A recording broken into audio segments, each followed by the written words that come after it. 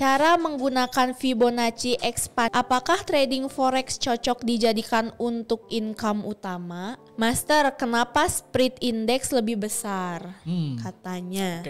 Master, rules 3 candle itu gimana ya?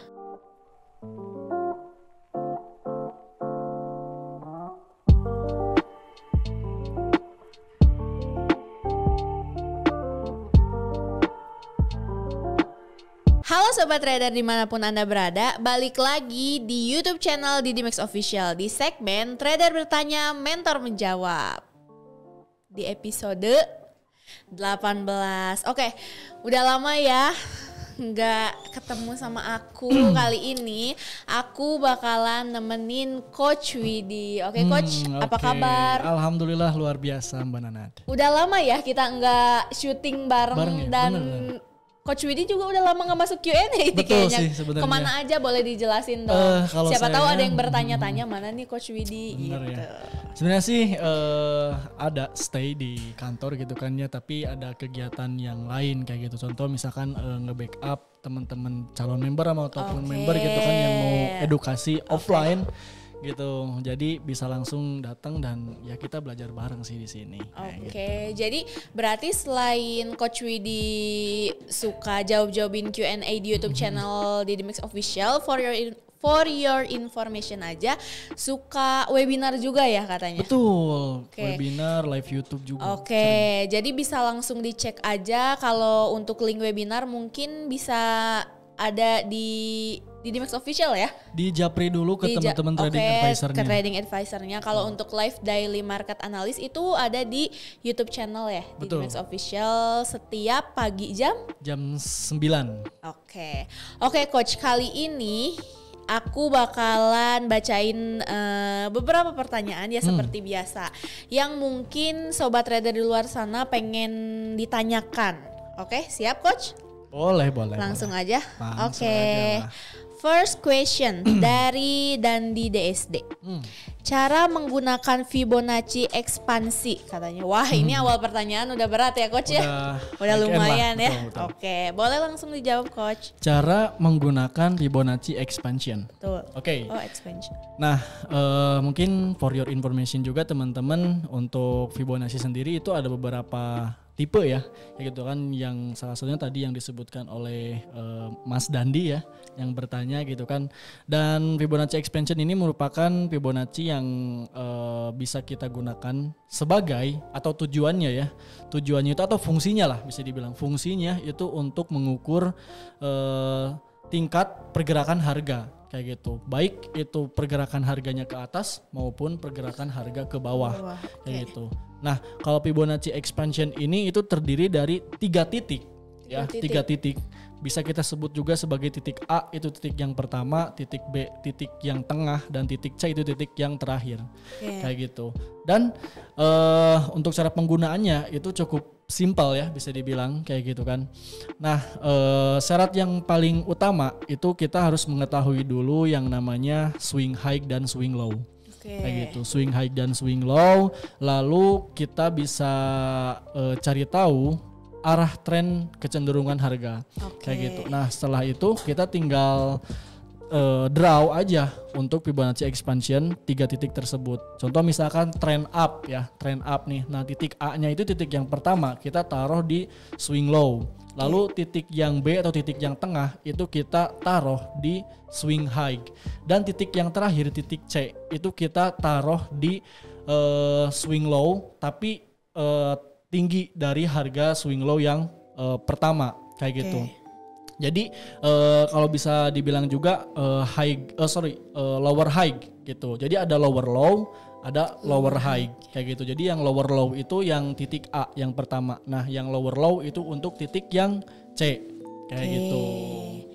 Lalu nanti otomatis tuh level-level Fibonacci expansion-nya keluar kayak gitu. Yang paling umum itu Fibonacci expansion ada 3 level. Yang pertama level 618, lalu yang kedua level 100.0, lalu yang ketiga itu level 161.8. Oke. Kayak gitu. Luar biasa ya, pertanyaan pertama udah sangat berat ya. Lumayan. Oke, gitu katanya Mas Dandi. Tapi kalau misalkan kurang jelas atau kurang detail, boleh langsung tanya ke Instagramnya aja boleh. ya, langsung boleh. Instagram Betul. Didimax Official atau Didimax Education Center supaya dijelaskan jauh lebih detail lagi. Oke. Next question dari Lia Nurulita. Apakah trading forex cocok dijadikan untuk income utama? Katanya gitu. Karena mungkin kebanyakan orang menjadikan trading forex itu second income ya. Yes, jadi betul. penghasilan kedua. Karena bisa dibilang gimana ya coach, nggak menentu mungkin ya kalau dari trading forex tuh.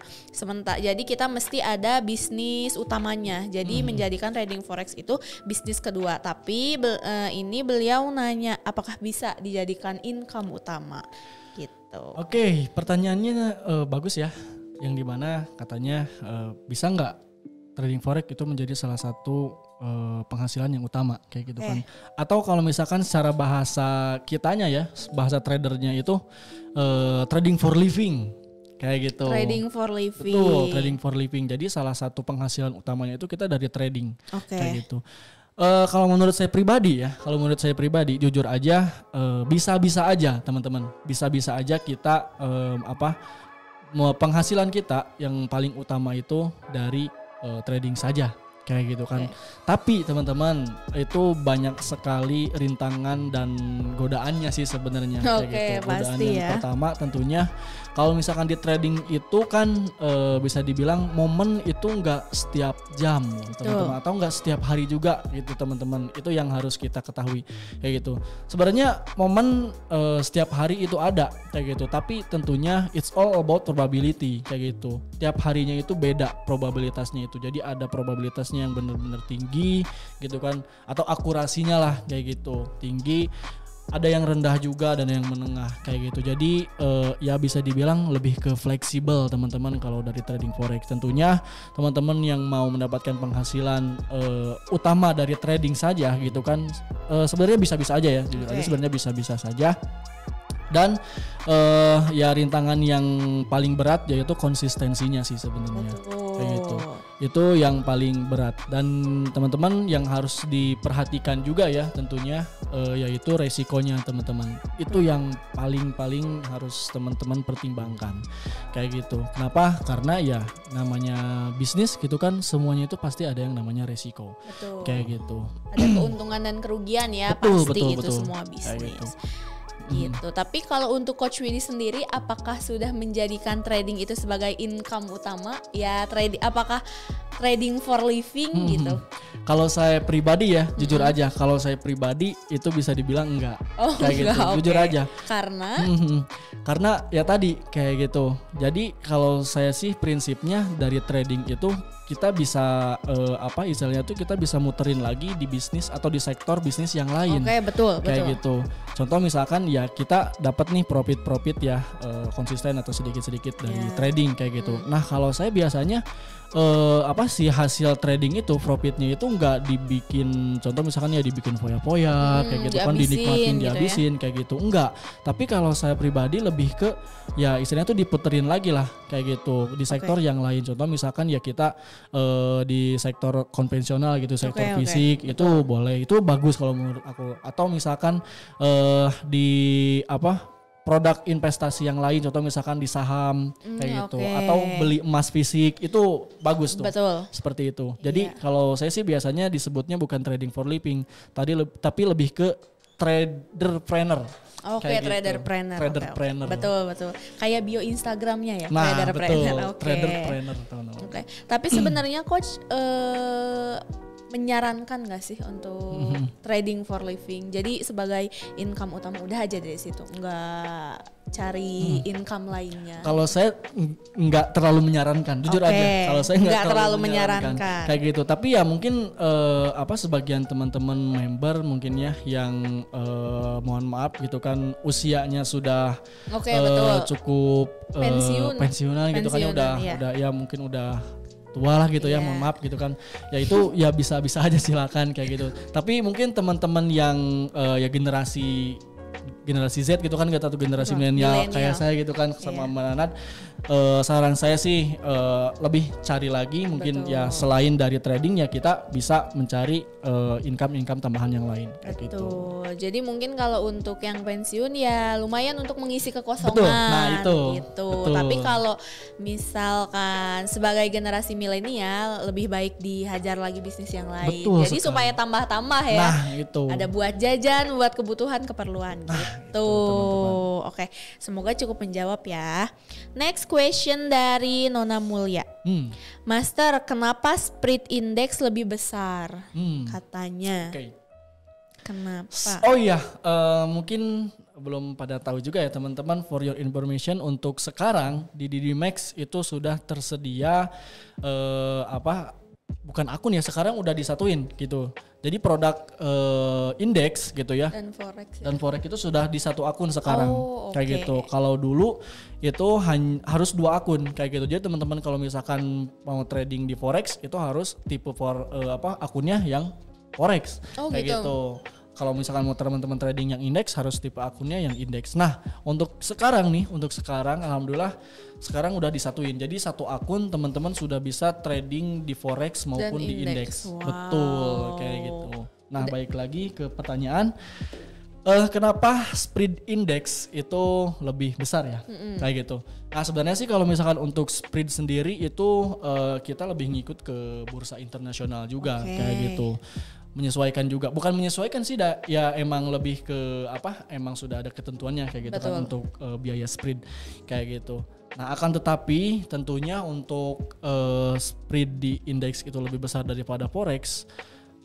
Ada yang lebih menarik lagi kayak gitu, perbedaan antara forex dan indeks. Kalau di indeks itu tentunya lebih besar lagi rank hariannya itu atau pergerakan hariannya. Jadi ya bisa dibilang lebih ke menyesuaikan. Nah, kalau misalkan suatu produk itu rank hariannya ya atau pergerakan atau volatilitasnya itu lebih besar, itu otomatis kita bisa meraup keuntungan lebih besar juga.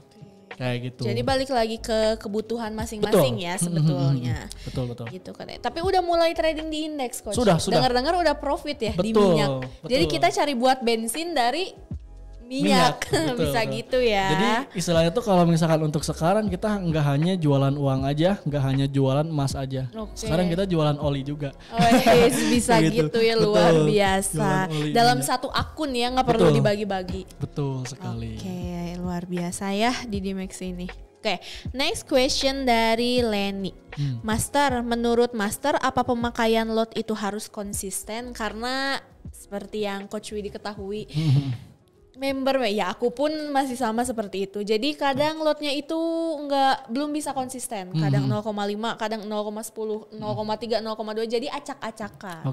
Gitu. Jadi apakah disarankannya pemakaian lot itu harus konsisten atau tergantung ke kebutuhan masing-masing juga? Ini pertanyaan yang kompleks banget sebenarnya kayak gitu kan, untuk dijawab secara detail mungkin nggak akan beres di sesi ini kayak gitu. Betul. Tapi mungkin untuk ya bisa dibilang kesimpulannya ya teman-teman, misalkan penggunaan lot apakah harus konsisten atau kita bisa berubah-ubah gitu kan ya. Sebenarnya sih kalau saya pribadi yang pertama itu tadi tergantung ke tujuan kita trading sih sebenarnya. Serius, tujuan kita trading. Kita trading itu mau kayak tadi trading for living atau hanya sebatas kita trading untuk passive income atau second income ya, kayak gitu kan, atau second penghasilan yang kedua kayak gitu. Nah, kalau misalkan teman-teman trading for living kayak gitu kan ya, penghasilan hanya dari trading aja, saran saya sih lebih ke konsistenkan. Betul. Konsistenkan. Tapi kalau misalkan teman-teman yang trading untuk second income itu lot bisa menyesuaikan. Bisa menyesuaikan kondisi kayak gitu. Kalau saya sih lebih ke menyesuaikan kondisi kayak gitu. Biasanya ya lebih kebanyakan kayak gitu. Jadi contoh misalkan dalam satu transaksi kita yang pertama itu di 0,5 misalkan 0,5, ya di 0,5 kayak gitu. Nah, contoh misalkan harga tidak sesuai ya harga tidak sesuai, malah contoh misalkan yang meleset ke floating misalkan di 5 atau sampai 10 poin kayak gitu. Nah kalau saya pribadi ya jujur aja, ini teman-teman lebih ke gaya trading profesional sih bisa dibilang. Kayak gitu. Untuk awam jangan ditiru dulu kayak gitu kalau belum siap kayak gitu kalau belum siap. Saya biasanya averaging. Gitu. Biasanya averaging kayak gitu. Tapi saya averaging juga udah berani dengan resikonya sendiri. Betul. Kayak gitu. Yang dimana ya tentunya cut loss kayak gitu. Kalau biasanya sih saya nyaranin kalau misalkan ke teman-teman member, saya juga tergantung membernya sendiri kayak gitu. Kalau misalkan membernya nih udah cukup paham gitu ya, udah cukup bisa kayak gitu kan untuk tradingnya. Biasanya saya rekomendasiin juga untuk averaging juga kayak gitu. Tapi tentunya balik lagi apakah siap dengan resikonya atau tidak. Betul. Kayak gitu. Nah, kalau misalkan teman-teman yang awam biasanya saya saranin pakai stop loss aja. Kayak gitu, pakai stop loss aja lebih safety lah bisa dibilang. Minimalisir kerugian. Seperti ya. itu. Oke, jadi balik lagi ya coach, tergantung kebutuhan apakah trading itu dijadikan sebagai income utama atau enggak. Gitu, dan yang paling penting juga penggunaan lot itu mesti disesuaikan dengan balance. Itu sih yang paling penting, betul. Itu jangan balance-nya berapa, lotnya udah ampun-ampunan, itu malah jadi ya kurang baik lah ya. Harus selalu disesuaikan penggunaan lot itu dengan balance. Betul. Oke, next question dari Kania. Master, rules 3 candle itu gimana ya? Oke. 3 candle. Rule 3 candle ini merupakan metode trading yang sangat legendaris teman-teman. Yang merupakan penciptanya itu dari owner Didi Max sendiri ya, selaku guru saya sendiri juga, guru besar saya sendiri juga, gitu kan, Bapak Haji Adi Supriyadi. Nah, untuk cara penggunaannya atau cara pengaplikasiannya untuk rule 3 candle ini teman-teman bisa tonton di YouTube-nya Didi Max Official. Itu ada ya. Betul. Soalnya kalau saya jelasin harus pakai dengan gambar. Gitu sih ya. Biar lebih biar lebih paham kayak gitu. Kalau misalkan dengan hanya menggunakan kata-kata saya sulit sih. Teman-teman ada ya rule 3 candle di YouTube-nya Didi Max Official. Jangan lupa juga buat subscribe YouTube Didi Max Official. Gitu. Mungkin nanti bisa Pak Operator linknya disimpan, betul. link YouTube-nya supaya lebih mudah aja. Atau nanti di pojok suka ada tuh. Iya betul, di pojok di bawah ini atau diklik. Oke, gitu katanya. Oke. Next question. Berarti coach kalau pengikut Didi Max dan pengikut Bapak Haji Adi Supriyadi pasti udah tahu dan paham banget dong udah ya. Tahu rule dan 3 candle itu kayak gimana? Ya. Oke. Next question dari Natasha Frianka. Kayak kenal. Oke. Kenal. Kenal juga? Kenal juga sih. Oke. XAU ada kemungkinan terbang ke 1940 lagi nggak dalam waktu dekat? Kayaknya punya floating buy nih, Pak. Walah, oke. Karena kayak aku yang seperti yang aku lihat ya, Master.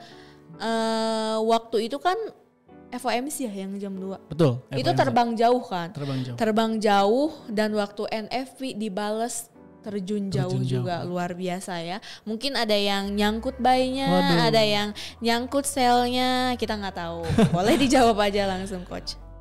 XAU kemungkinan ada balik lagi ke 1940 lagi ya gak dalam waktu dekat dalam mungkin seminggu ke depan, 2 minggu lah atau. Ini menarik sebenarnya, tadi saya note untuk dalam waktu dekat. Ya, dalam waktu dekat kalau menurut saya pribadi ya, kalau pandangan saya pribadi itu nggak akan. Waduh. Nggak akan balik lagi ke 1940-an. Kayak gitu kan 1940-an ya tadi. Itu sangat berat lah teman-teman untuk harga XAU USD mencapai ke 1940-an. Kayak gitu. Mungkin untuk bulan-bulan ke depan bisa kejemput lagi sih bisa. Kayak gitu bisa ya, mungkin lebih ke jangka panjang sih sebenarnya. Kayak gitu untuk kejemput lagi ke 1940 tadi kayak gitu. Tapi untuk jangka dekat ini gitu kan, emas masih sangat kuat untuk penurunan lagi sih. Coach, kalau misal nih aku punya floating buy di 19 sekian, balance-nya ya lumayan kuat tapi nggak kuat-kuat banget, dan ini masih bisa terjun kan, dan sudah terlanjur floating lumayan. Baiknya gimana sih? Kalau saran saya bisa cek dulu kondisi akunnya. Kayak gitu. Kalau misalkan memungkinkan untuk nahan, boleh silakan tahan aja karena dulu. Karena sebenarnya harga akan balik lagi kan betul, nanti itu. Betul sekali. Kayak gitu. Dan kalau misalkan ada momen contoh misalkan tadi kan saya menyebutkan bahwasanya akan terjadi penurunan. Kayak gitu kan. Tapi kan saya nggak menyebutkan tuh penurunannya di harga berapa. Kayak gitu kan. Nah, potensinya itu terjadi penurunannya itu di harga 1.900-an. Kayak gitu. Harga kan sekarang di 1880.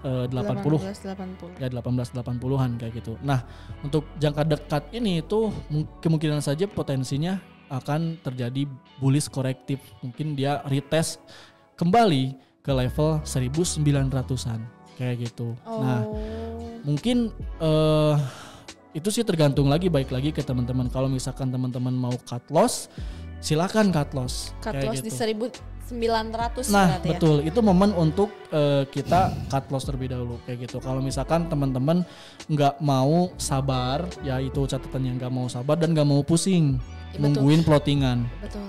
Karena kayak gitu. Gak nyaman juga ya coach. Nah betul. Kayak gitu.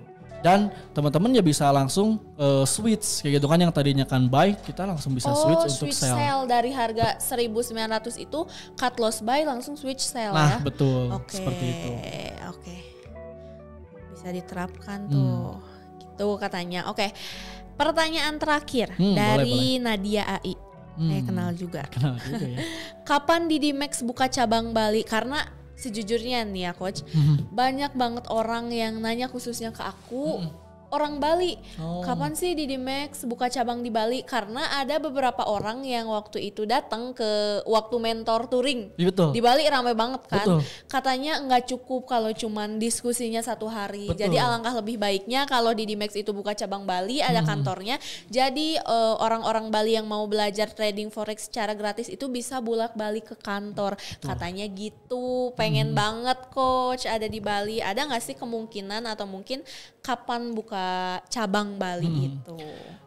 Betul sekali ya itu teman-teman. Jadi pas waktu kita acara mentor touring ya. Mentor touring, 3 mentor touring gitu kan, pemberhentian terakhir itu di Bali. Ya gitu, pemberhentian di Bali paling jauh gitu kan di Bali, dan itu antusiasnya cukup luar biasa banget. Warga Bali pengen banget belajar bisnis trading forex kayak gitu, karena literatur untuk edukasi khususnya trading forexnya, bisnis trading forexnya itu masih kurang di teman-teman di Bali. Dan waktu mentor sana pun mungkin waktunya terbatas ya. Betul, coach ya, jadi nggak leluasa kayak gitu. Dan sempat nanyain juga kapan katanya buka cabang di Bali.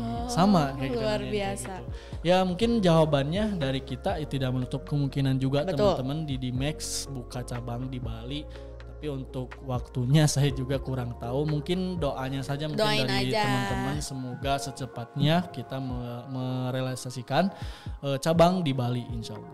Semoga lebih cepat dan teman-teman selain di Bali semoga ada cabang-cabang selanjutnya. Pokoknya yang banyak nanya ke aku tuh coach, Bali dan Surabaya. Itu pertanyaan paling sering. Semoga aja cepat terrealisasikan. Amin. Supaya karena kan Didimax juga ingin menciptakan trader-trader mandiri yang jauh lebih banyak. Oke. Kayaknya cukup untuk sekian ya coach question and answer kali ini.